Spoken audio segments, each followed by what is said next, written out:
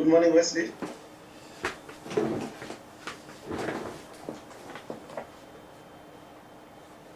How's the manual? How's the Tony? How are you doing, Wesley? Good, thanks, and you? Did you do the workshop with us when we did the team building with Sai? Yes. Okay, so My cap. good. Emmanuel was saying he wasn't part of it. And that quick latch thing, what's it? Carabiner. Carabiner, there we go, I still have mine. Does it anchor you to the memory? Yes, it does. That's good. That was the... When was this team building? Was it last year? This was 2 years ago. Ah. Okay. Time for another one, eh? October, yeah. Yeah, we morning, almost a complete Morning. team. I could Hi Good times also there. guys. Yeah, I was also there.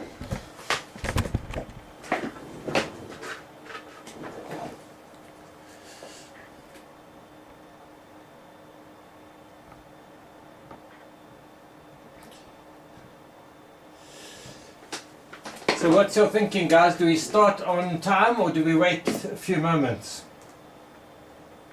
I think let's wait a little bit longer just to see who else is going to join. I'll also quickly check diaries.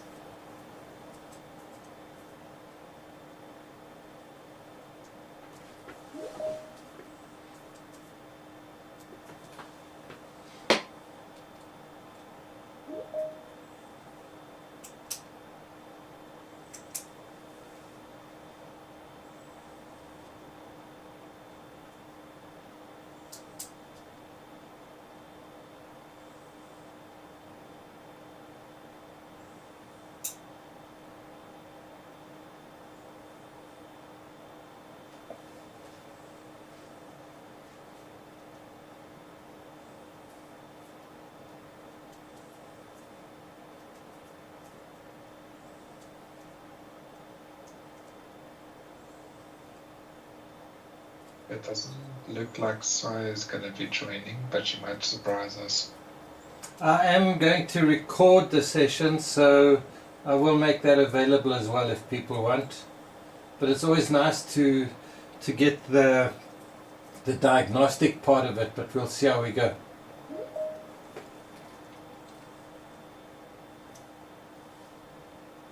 How's it, Dylan? Good morning, Tony. Are you well? I'm doing very well, thanks, and yourself? Yeah, I'm good. View lobby. How do I go to view lobby? Admit all. I'm learning with Microsoft Teams here. I didn't know we had this lobby thing. En dan is het maar de wijze nummers.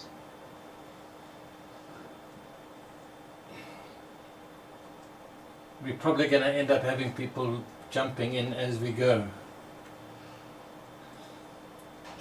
Good afternoon, everybody, or still good morning. Sure, I'm trying to get ahead of my Friday. It feels like lunchtime. I've been up early just getting myself ready for you, so it feels like it's already past lunchtime. But it's Fabulous Friday, so welcome to our Friday freebie. What I thought of doing is once a month we will have a free session on some aspect of building a high performance team. It helps me keep myself sharp and learning and growing, and it's hopefully some information that you guys can use when you are working in your teams. Obviously, if you've done our team building events, you'll have some information, but not to the level of depth we're going to cover today. But it would be good for you to be able to start to apply some of the core principles that I will be sharing. I'm going to ask if you have any questions, please just put them in the chat box and I'll respond to it a little bit later. I'm not too sure how long this thing's going to take. We'll see how we go. But I am happy to have an interactive situation as well. This is completely unscripted. This is just hi to all our Life Masters clients that have been with us, and let's see how we can add some value and create better qualities of life for the individual and for the team. And at times have been tough. Post-COVID, the world's changing at an incredible speed, and I think we have dinosaur management styles and leadership styles, and we need a big wake up. So without much ado, let me do a share screen, that one. Alright, can you guys see my screen? Somebody please give me some feedback. Can you see? Yes, we can. Cool. Alright, Thank you, Tony. let's rock and roll. Psychological safety is something that I found out from my research with Google. They try to do self-managing teams without managers, and because Google is a data-driven organization, they discovered that the productivity, the performance, and the workplace context didn't have what they needed to, because they push. When you work at Google, you're delivering high impact, high value, high engagement. And they found that you needed managers, and there are 10 steps that managers need to bring, which I'll share a little bit later. But they found that the number one foundation of a high performance organization is psychological safety. And so what is psychological safety? If you think of your own workspace situation, what is your perception of the consequences of taking a risk, speaking up, challenging, admitting a mistake, or sharing something that didn't go as well as you planned? What is your own perception about that? Will you be punished? Do you have a concern about being punished or feeling silly or humiliated if you ask a question or come up with an idea, or you share something and you say, I have a problem with this and I have a concern with the situation? And then the highest level is, can you challenge management leadership with thoughts, viewpoints, concerns, experiences and ideas? And what happens if you do make a mistake? Do you get your knuckles wrapped with a ruler, or is it celebrated for learning and growing? Because that perception controls everything in how you are going to show up, perform and bring your A game to the party. So this is the part I love the most, is to get to understand your situation. So I'm asking you for honesty. If you'll answer the question with a score between 0 and 5, 0 is no, it's low, I don't feel included and accepted by the team, or 5 is high, or somewhere in between. If you can give yourself a score between 0 and 5 for question A, I'm going to go quite quickly on it. B, I feel I can ask questions and admit mistakes without fear of consequence. Score again between 0 and 5. What score would you put? If you have to think too hard, it's too much. Just go quickly.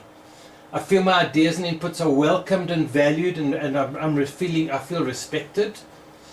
Scored 0 to 5. And I feel I can challenge ideas, even higher up levels.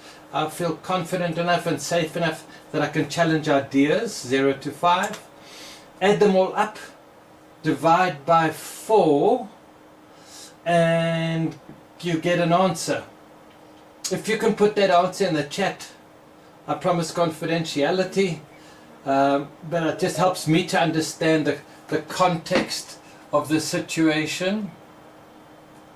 So score each one of them between 0 and 5, to add them up, divide that by 4, we then get an average, and if you can put in the chat for me, it would help. Alright, we're moving on.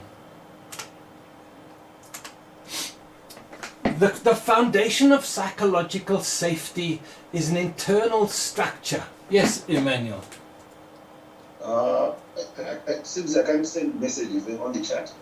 Okay, maybe email it to me then. I'm just curious. I'd love to know what your context is. All right. Or if you're happy to share your score now, you can share it. Okay. All right. Thanks. Okay. So the foundation of psychological safety, there are a whole lot of assumptions that we make about the collaboration of the workplace. You know, is there positive intention to collaborate and work together? Do we have integrity and honesty and truth and openness? Is my environment provide predictability and certainty and reliability of application of rules? And whoever's typing there that's making a noise, please hide your microphone. We've got somebody with their microphone rumbling over me. Thanks. And this a spirit of unity, you know, where we work together, where you like to be with the people that you're working with and be part of a team, and there's meaning in the work and the impact that we do. But the most important part of this internal assumption and why psychological capital is so important is this thing called strategic competence. We do strategy review sessions, and for me it's very interesting to watch organizations, how the executives go away, they do their strategy, and then they're expecting to come back and just get staff to embrace it fully and to do the strategy plan. But if you don't have the confidence to raise some kind of word of, hold on a second here, you're making these assumptions, I see it differently. Or where you can share your ideas, you know, with the internet and the social media, we're exposed to so much stuff. And different ideas are valuable. But also, can you challenge somebody and say, I'm on the front line, you're just in the executive situation, you don't understand the impact of what's happening at the actual front line. And those all impact execution, because it's all good and well to build this massive strategy and they spend big money on the strategy and then they get a document. The real power is where the rubber meets the road, the confidence, the capability, the courage for the people to step up and now perform. Yes, anybody? If you can just cut your mic for me, it would help. Thank you.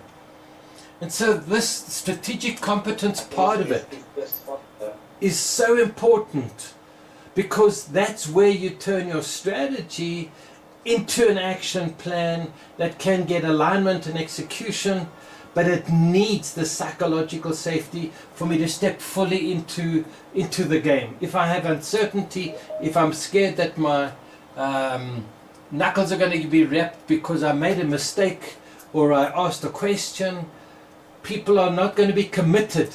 Then it's a compliance situation versus a committed situation. And that's the challenge I see, is going from strategy to execution to an application. Psychological safety is that critical key for the process.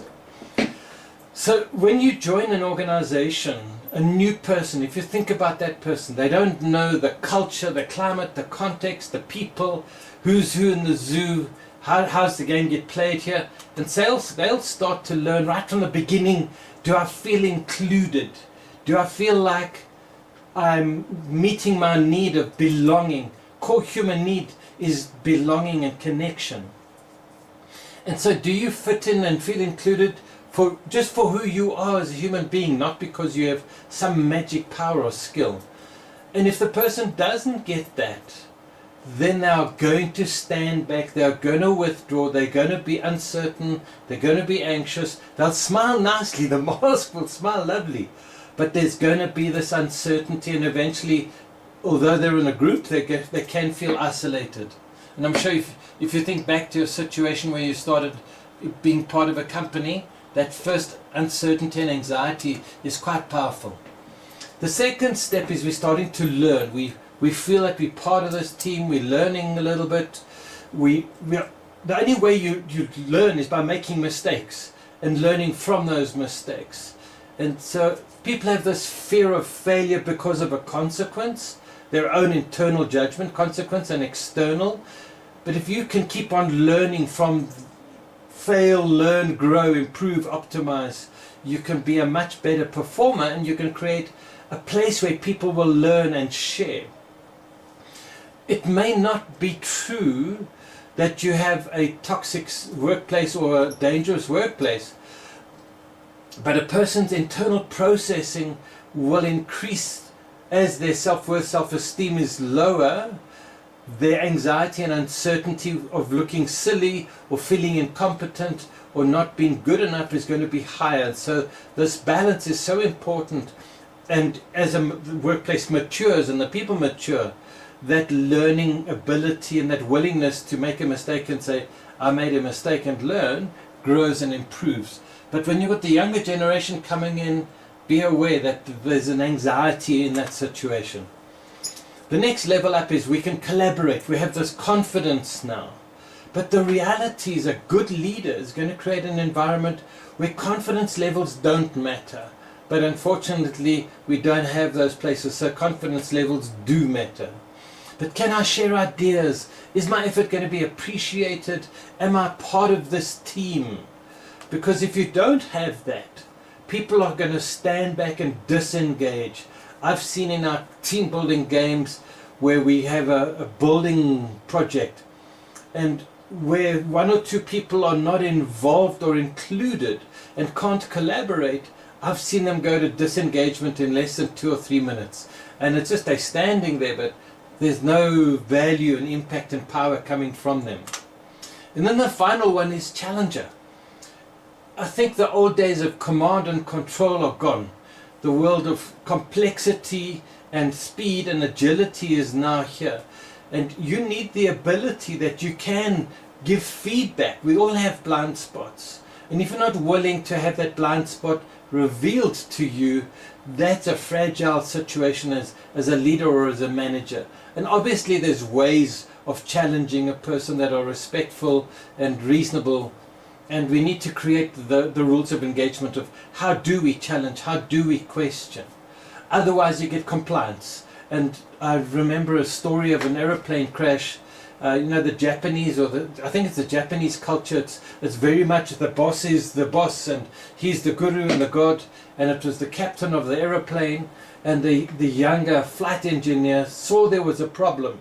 But because of this cultural dynamic, he didn't speak up and challenge, and the plane actually crashed. And so there are situations where there can be extreme risks when the leaders aren't willing to have an honest mirror or a blind spot revealed to them. So the 4 quadrants we have, these are scores from one of my clients' diagnostics that we did.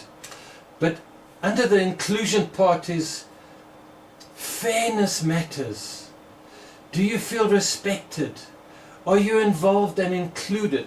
And so if you've got new people that you're onboarding, be aware of the internal anxieties and these kind of questions that people are running through their mindset and through their psyche. As they get to learning, you need to find ways to get people to be safe enough to ask questions or to say, I don't know. And I think it's one of the biggest mistakes I see is where people can't say, I don't know.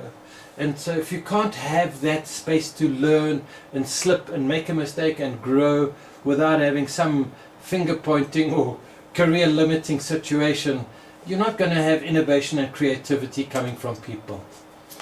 The collaboration is around a few things. It's trust, it's respect, it's equal and open conversations where you're able to have debates. You're not shut down by people accusing you, and you're engaged, and you don't have this presenteeism, because I see huge presenteeism. You've got absenteeism where the people are not there, but presenteeism is they're there but they're not present in doing and contributing.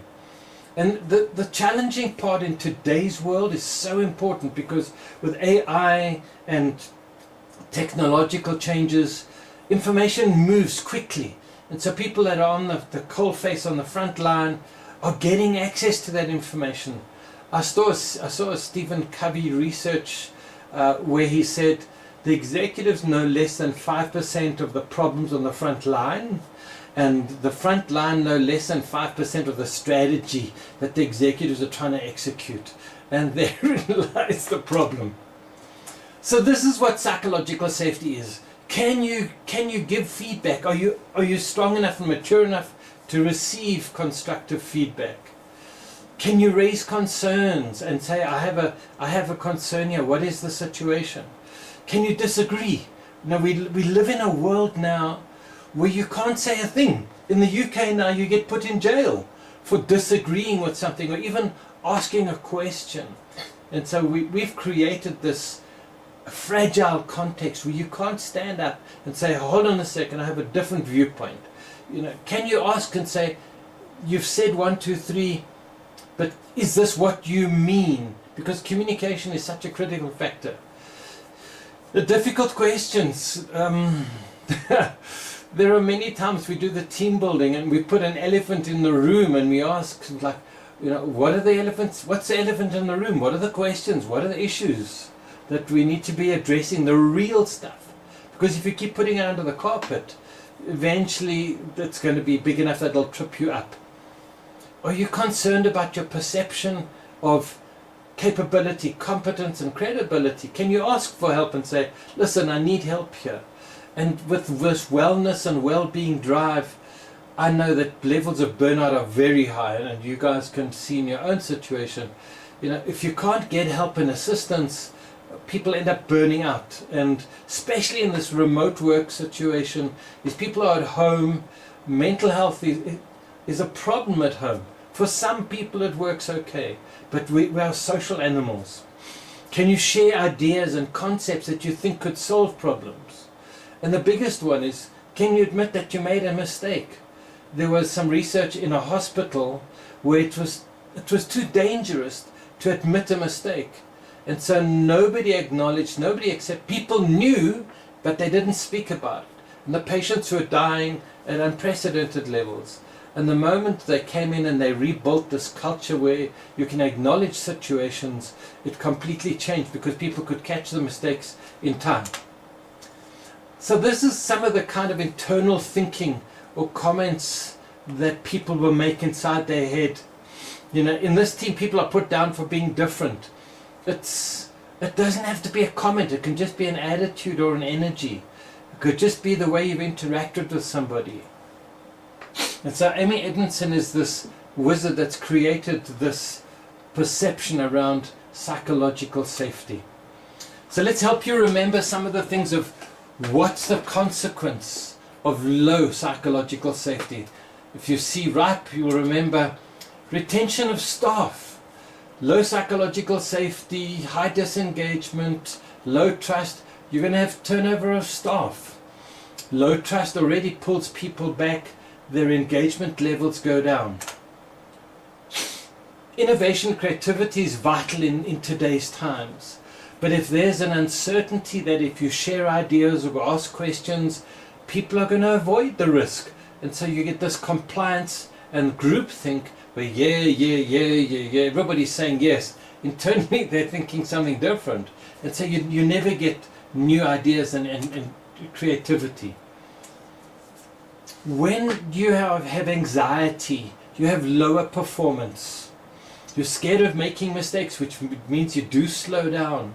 But you also have low learning because people are protecting themselves from the consequences. And so you never get the full person bringing their full potential. They're always on the brakes, anxious about what could happen as a consequence.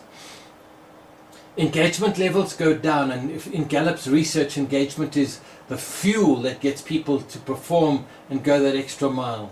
And we know from post-COVID, this quiet quitting where people are there, but they're not really there. I saw research that said 56% of people are looking for a new job or a new context. Imagine if half of your team resigned. What would that do to your business? I'm working with one of my clients. Out of, I think, 7 executives, 4 resigned. You must know what that does to an organization. And low morale, low team spirit, low psychological safety is a huge handbrake and a tax that you're paying on performance and productivity. So how do we make it brighter? high psychological safety. Belonging, core human need. At the roots, we are social animals. We want to belong to something worthwhile and meaningful. It builds resilience and the ability to make mistakes, crash, burn, learn, and bounce back. And resilience is part of adaptability. In today's times where we've got to do more with less, it is so important. Innovation, creativity, learning how to use AIs and all of these new tools and technologies, interacting, design, creativity, they are all important things. But if you are scared, the brain actually shuts down, the prefrontal cortex shuts down the ability to use its resources fully. Trust, we know trust is an accelerator. All of Covey's research around trust is the foundation and the glue that I know you've got my back, I know you can do the job, I know we can learn and grow, I know that we can explore without the consequence of having our heads cut off. There are obviously situations where if you're a surgeon or a pilot, you can't say, well, let's learn by mistakes. There's higher pressure to perform, but you do have to have some space where you can learn and you can grow. And the story that comes to mind is long ago when PCs weren't even PCs. Before that, IBM, one of the guys made a huge tactical mistake and he lost the company $20 million in those days. I'm talking probably 30 plus years ago. And so he went to the CEO and he said, I'm sure you want my resignation for that mistake. And he said, hell no. He said, we've just spent 20 million educating you. You are staying. Engagement, participation, bringing that extra mile, enjoying the work that you do, using all of your faculties and talents become easier because you're not in defense mode.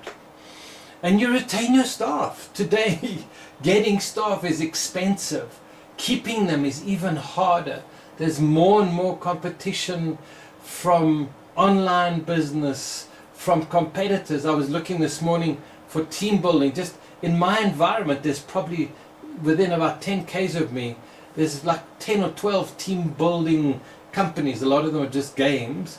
But being able to retain your staff, your knowledge and your ability into that organization, when somebody leaves, you lose all of their social capital, their relationships. And so retaining staff, retaining clients is the foundation of your success.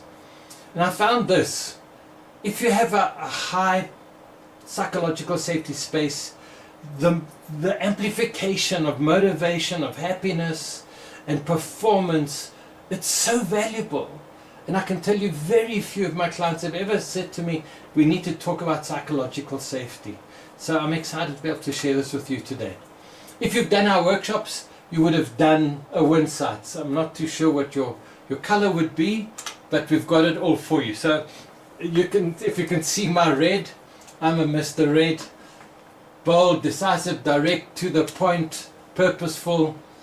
Yellow, we don't find a lot of yellow people in our workshops. They're typically about 5%. A lot of the greens and the blues that we see. And so what's important for these people to have a psychologically safe space? If you're a red, like me, time matters, cut to the point. Be direct in the communication. I need to know that what you're telling me is real and you can save me time without having to go around the bush 5 times. If you're a blue, it's detail matters, acknowledgement. You want substantive data that shows exactly what it is that we need to do or where we are in the situation. So if you're a blue, if you're dealing with a blue, be clear, be structured in how you approach them, follow through, be dependable and be reliable. Blues are very good in a team. They're detail oriented. If you're a green, if you're dealing with a green, be careful of how you interact with people. Now, I'm reasonably good with feedback, direct feedback, to say, hey, you're stuffing up here, fix it. Whereas with other people, you've got to be a little bit more sensitive and keep the harmony of the situation. You don't want to get into a high conflict thing. But show that you listen, show that you care. The yellows are the energy bunnies. They want to bring excitement and enthusiasm, and they're the social energy and the social people that are much more involved in the cohesion of the whole group. And then reds. Hello, anybody else a red here? Don't waste my time. Please, please, please. Cut to the chase. Give me freedom, give me space to perform and do what I need to do. Because I am determined, I am demanding, I am highly competitive. And so if you can just know this, when you're dealing with people, you start to show respect and care and consideration. So what can leaders do? Because the moment your team is fearless, the potential becomes limitless. And you as a leader have to be the one to create this context and climate and culture. And so what can leaders do? Model vulnerability and empathy and show that you have emotional intelligence. EQ is the 85% of success of leadership's position and how they show up in the world and interact with people. Invite. People are going to be too scared to say, excuse me sir, but I see a different thing. Invite input, invite questions, and make sure that you're strong enough with enough maturity and self-worth and self-esteem that if somebody does highlight a possible blind spot, that you don't become aggressive and now start to threaten and shut down and do stuff that then it only has to happen once and people say, oh, don't give feedback to Tony, he's dangerous. So reward people for speaking up and bringing ideas and putting stuff on the table that's important. Reward the people for talking about the elephant in the room. And if you have a toxic behavior, or you have been, there are people that lose their temper, they throw, they scream, they shout, they manipulate, they play favorites. Address those issues in your team.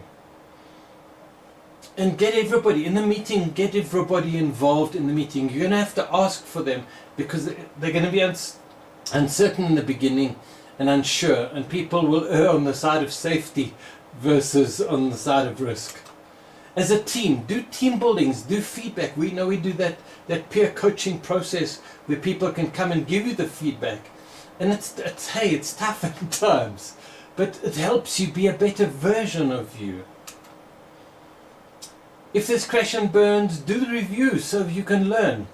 My girlfriend is an attorney and they tried to do some launch thing and the thing crashed completely. So I said, well, what are you guys going to do for a review? She says, no one's doing anything. They're just moving on. That's not how you learn. Now, have a space where you can say, what did we do right? What did we do wrong? How do we improve next time?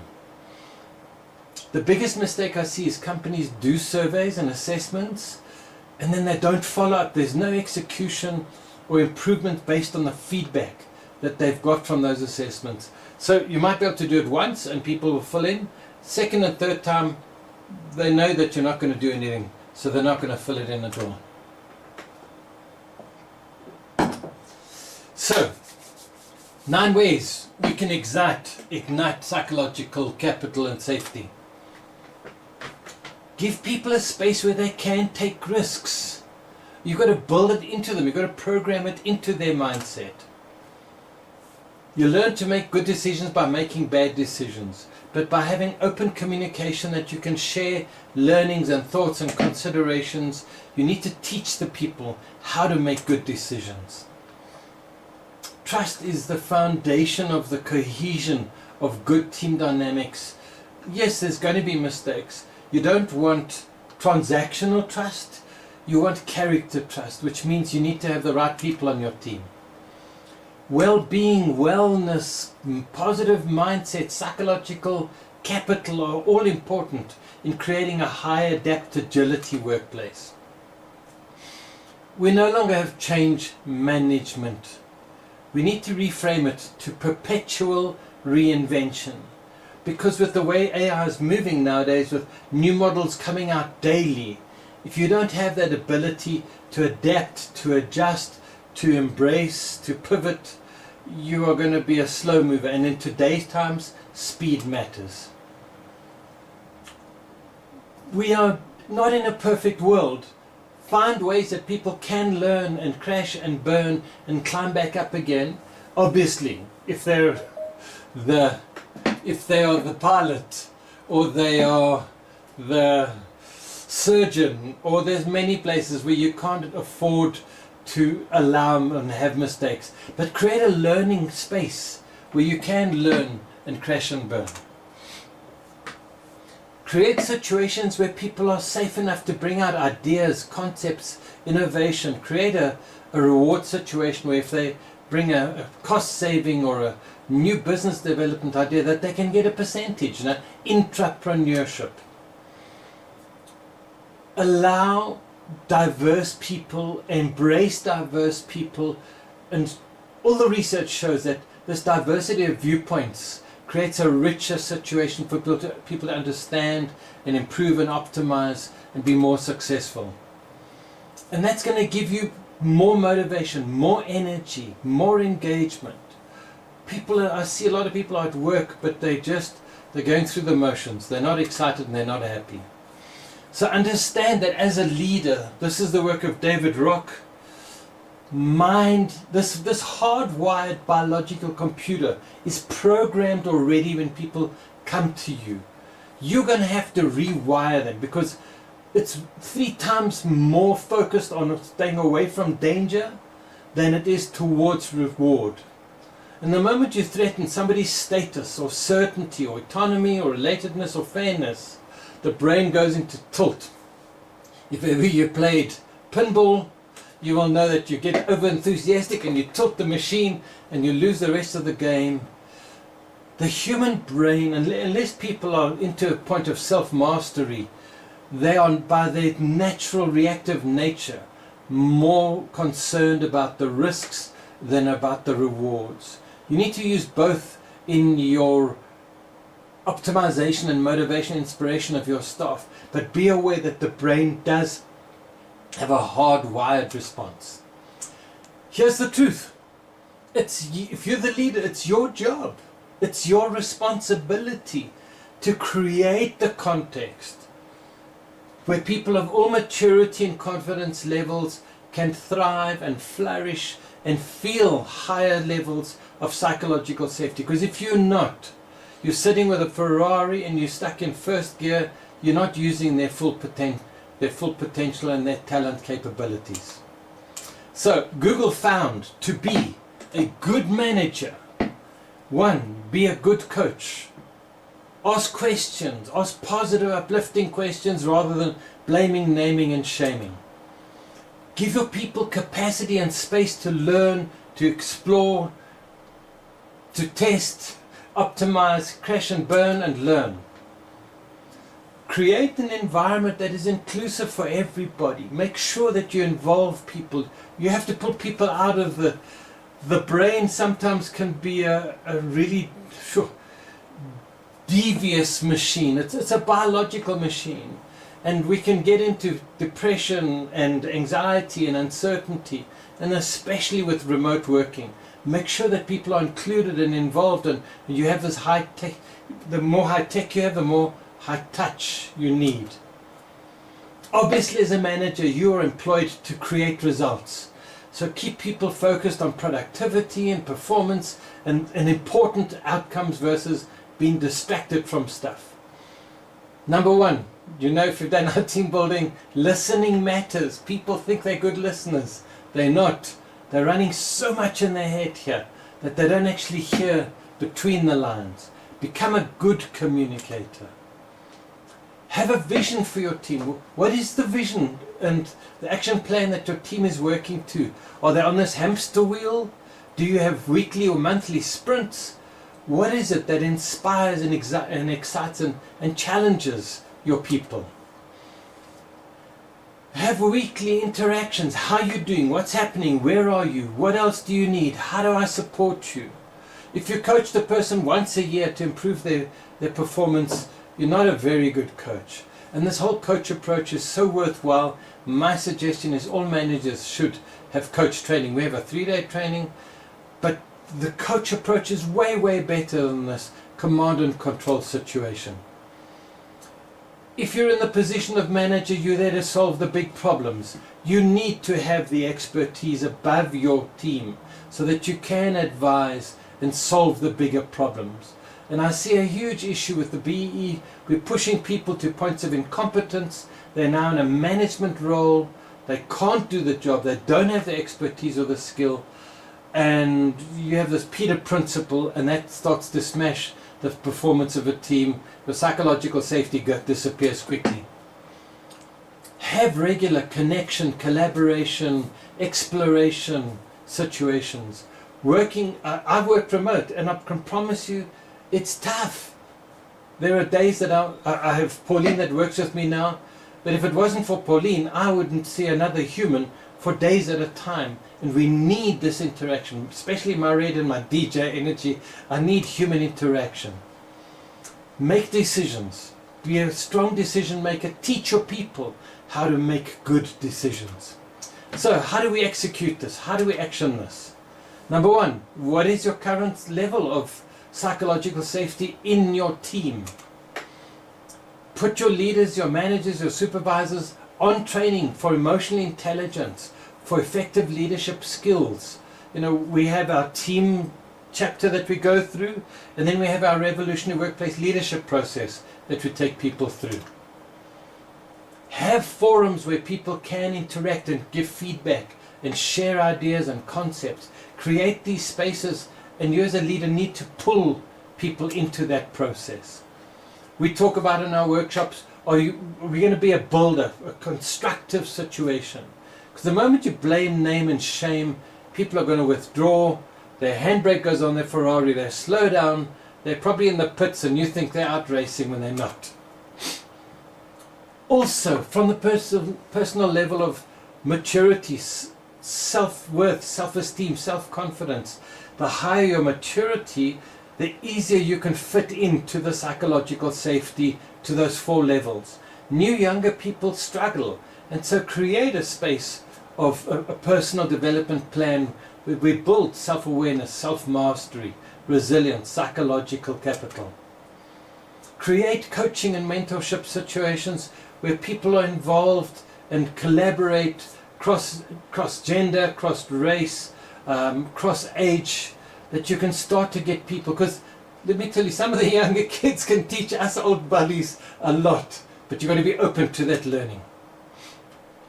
Recognition, validation, appreciation. You know, if you've done our work, that rave, the feeling when somebody gives you some positive rave, it costs nothing, it's minimal cost, but it spins up your dynamo and fuels your engine and your capacity and passion to perform better. And obviously, review, reflect, rebuild, redesign, re-energize. You know, it's this constant improvement, optimize, raise, improvement, optimize, and raise. So, I'm curious about your scores. If you can type anything in the chat, or if you could email me your one, when you took your four questions and you divided by 4, what total did you come out with here? Can we interact? We've got some space. Anybody willing to share their thoughts on this situation? Anybody brave enough on this fabulous Friday to share their thinking? No. Okay, let's go to the chat. I see we've got some chats. You can't send messages because you're not a member of the chat. I was the one that made this meeting. Okay, I'll just keep on going. We've got 15 minutes. Let's go. So, what are our key takeaways? Psychological safety is the foundation of a high-performance organization. If you don't have this certainty, you know, if you think when you're standing in a swimming pool on a tube, you don't have the ability to push off. The tube's always wobbling, And if you have that context where your existing people have learnt that it's not safe, or new people come in, it's very quickly people are programmed as to what are the rules of engagement here. And so it's a critical foundation that you need to measure, monitor, manage, and start to build. Be aware that the older, the more mature you are, the easier it is to have self-worth, self-esteem, self-confidence, and to challenge your peers or your higher levels. There are cultures where it is not normal to even look in the person's eyes or to challenge them because of an age thing or a position thing. And I think that's a big mistake in today's business culture. You might have a home culture, but what is your business culture that you have for the ability to interact, to challenge and share ideas? Being consistent in how you apply your leadership style, your challenging, your consequences, being conscious of the impact that you have on people and how they are showing up.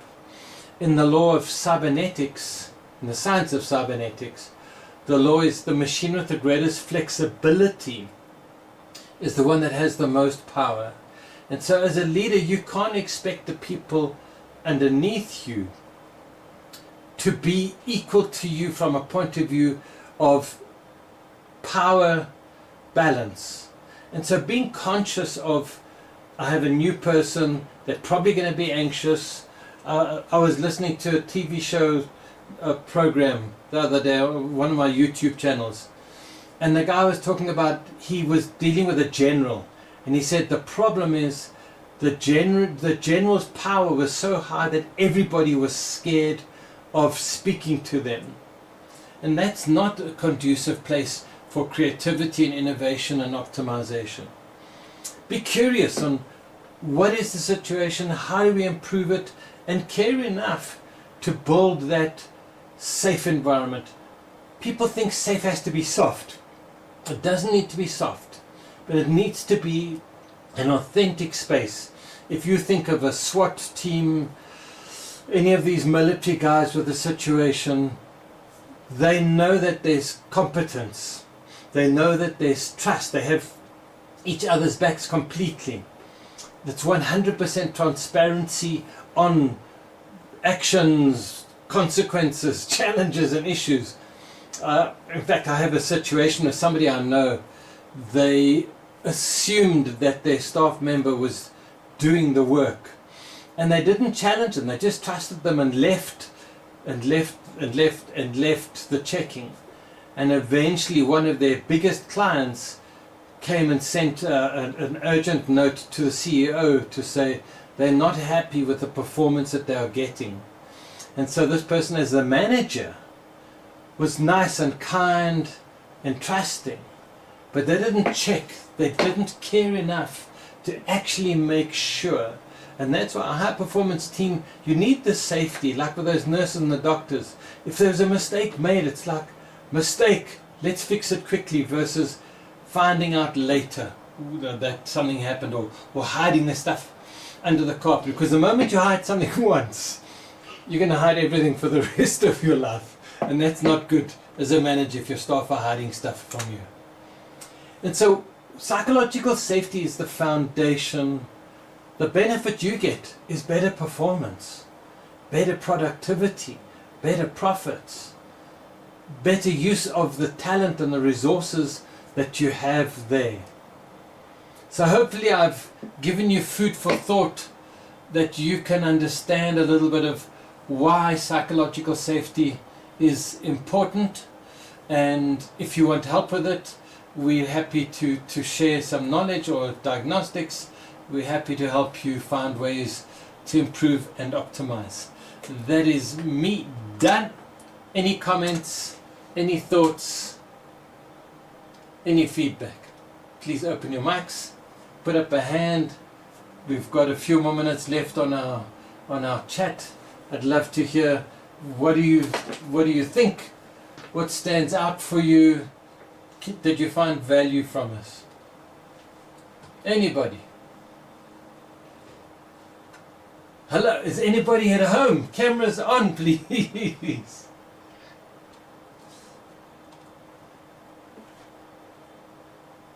Yes, good, so go. Yes, well, I found this very informative, and I also agree with you because I sometimes tell my kids that I don't care what they do wrong, but for me, it's realizing that I've done a mistake and do something to correct it. We are human. We will do mistakes, 1, 2, or 3 in whatever we do, but to acknowledge that I've done a mistake and take action to correct that mistake. That's my take. Thank you very much. Anyone else? Yes, Herman. Yeah, for me, it's a lot of these things we know when we hear often, but sometimes we get so busy with life and work that you forget about these things. So it's good every now and again to sit down, listen to these things, and remind ourselves how we're supposed to do the things instead of just carrying on with the daily tasks. So what was most valuable for you out of the session? It was, just again maybe creating that safe environment, and also creating an environment where you are allowed to make mistakes, where people are willing to take risks. That's the only way you'll be able to take risks, if you know that a mistake won't kill you. Yeah, well, I'm a little bit risk averse, so. Well, did you do one about team builds? Yes. What color are you? I was sort of fairly balanced, but I think I lean more towards the green side. Yeah, okay. Good. Cool, thank you. Thank you very much. Anyone else? Dylan, did you get some value? I know it's not specifically in your domain. Anybody else? Yeah, thank you, Tony. I appreciate it. We don't really work much as teams, more on the solo side.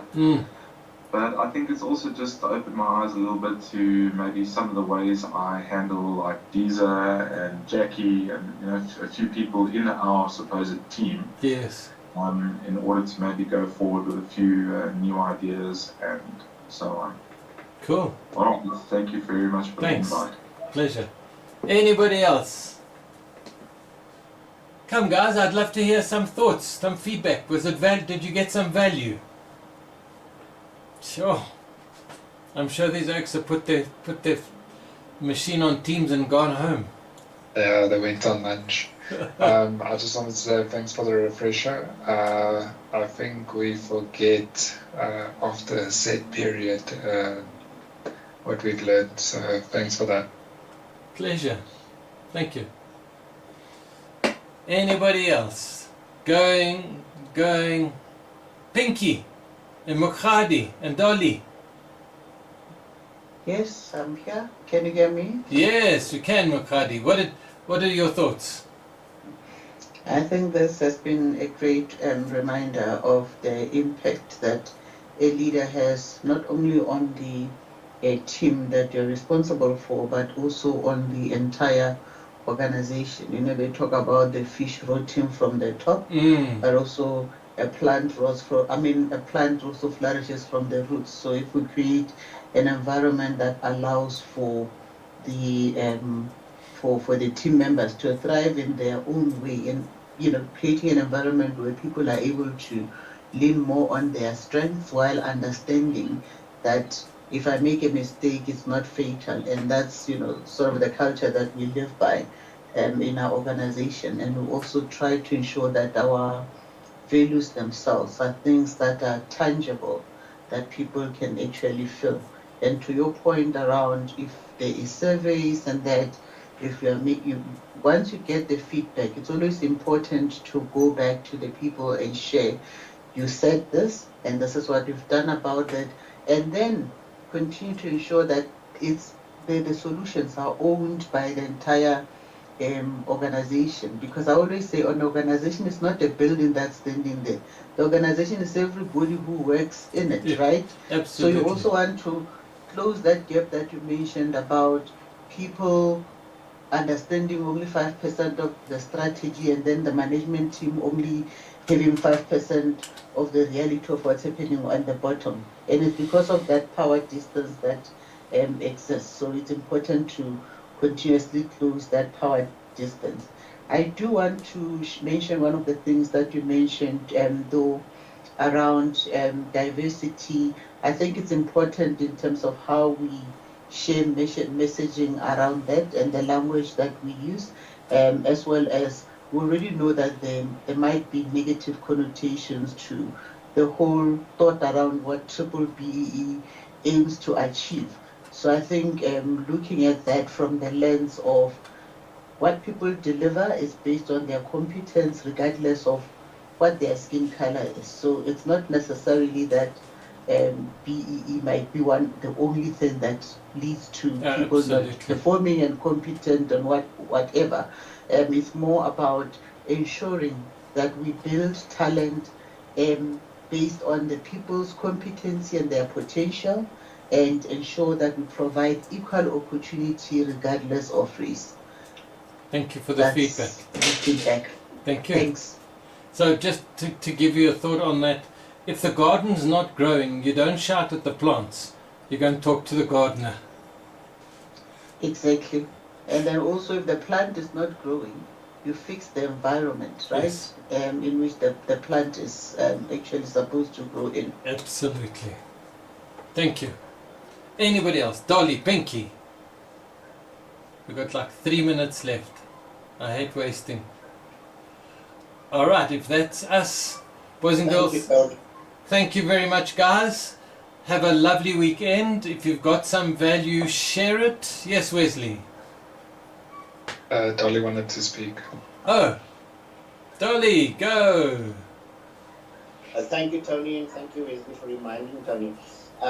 Just wanted to say thank you for the reminder. It was a great summary of what the tasks that lie ahead, but also the tools that you've provided us was useful ones. Particularly, we should pay more attention to being overripe. The emphasis on the ripe there, and yes, these tools are very, very, very useful. So thank you. Okay, so I'm busy videoing, so hopefully I'll have a video by next week that if you need to get a copy, you can. Thanks, Dolly. Thank you. Alright, thanks, Wesley. Boys and girls, be blessed. If you love somebody, show them. Go and unleash your potential, your light and your power, and let's create workplaces where people love to come to work, where their talent is developed, and we can start to create these waves of new dynamics within organizations. Thank you, bless you. We will see you again soon. Thank you for a great session, Tony. All right. Thank you, Tony. Thanks, guys. Bye. Bye-bye. Bye. Ciao. Bye.